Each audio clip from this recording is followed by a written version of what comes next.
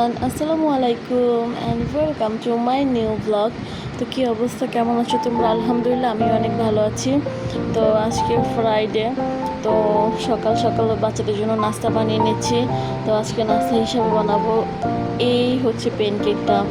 তো আমার হাতের এই প্যানকেকটা আমার বাচ্চারা খুবই পছন্দ করে।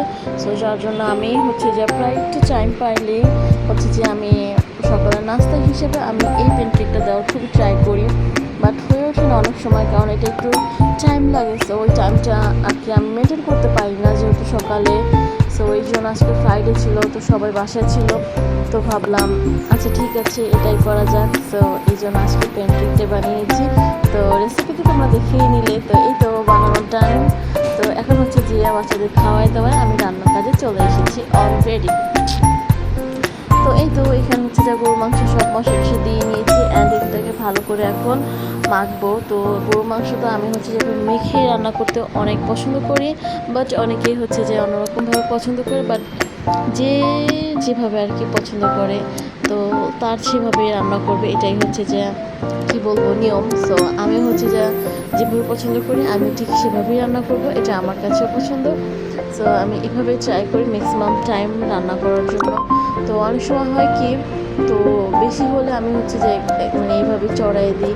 অ্যান্ড আজকে তো অল্প ছিল আর সলিড গোস্ট মানে গোস্টটাই ছিল বেশি, তো যার জন্য হচ্ছে গিয়ে আমি এইভাবে ট্রাই করলাম। তো অ্যান্ড আমি এইভাবেই পছন্দ করি মেখে ঝেঁকে বসিয়ে দিতে। তো তোমরা কারা কারা পছন্দ করো এভাবে মেখে মানে গরুর মাংস চড়ানোর জন্য অবশ্যই কমেন্ট করবা যে আমি এইভাবে পছন্দ করি। তো এই তো আমার সব শেষ মাখা, এখন হাতটা ধুয়ে একটু পানি দিয়ে একটু চড়িয়ে দিলাম অ্যান্ড হয়ে যাক আস্তে আস্তে। তো এখানে পাশে চলে হচ্ছে আমি কী দিয়েছি, তো চলো সেটাই দেখাই।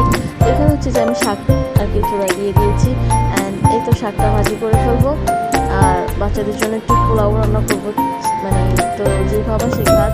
তো এই তো পোলাও ভিজিয়ে নিয়েছি, এটা কিছুক্ষণ ভিজুক, প্রায় 10 মিনিটের মতো এটা ভিজবে অ্যান্ড তার পাশাপাশি আমি পাশের মানে রান্নাটা শুরু করে দিব।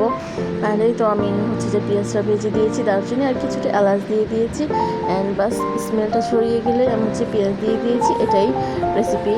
অ্যান্ড কিছুটা আদা রসুন পরে অ্যাড করবো আর কি, মানে চালটা দিয়ে ভালো করে ভেজে, এই তো এখন ভালো করে ভেজে দেন তারপরে হচ্ছে যে আমি আদা রসুনটা অ্যাড করে দিয়েছিলাম। তো এইভাবে তোমরা কারা কারা পোলাও রান্না করো অবশ্যই কমেন্ট করবা।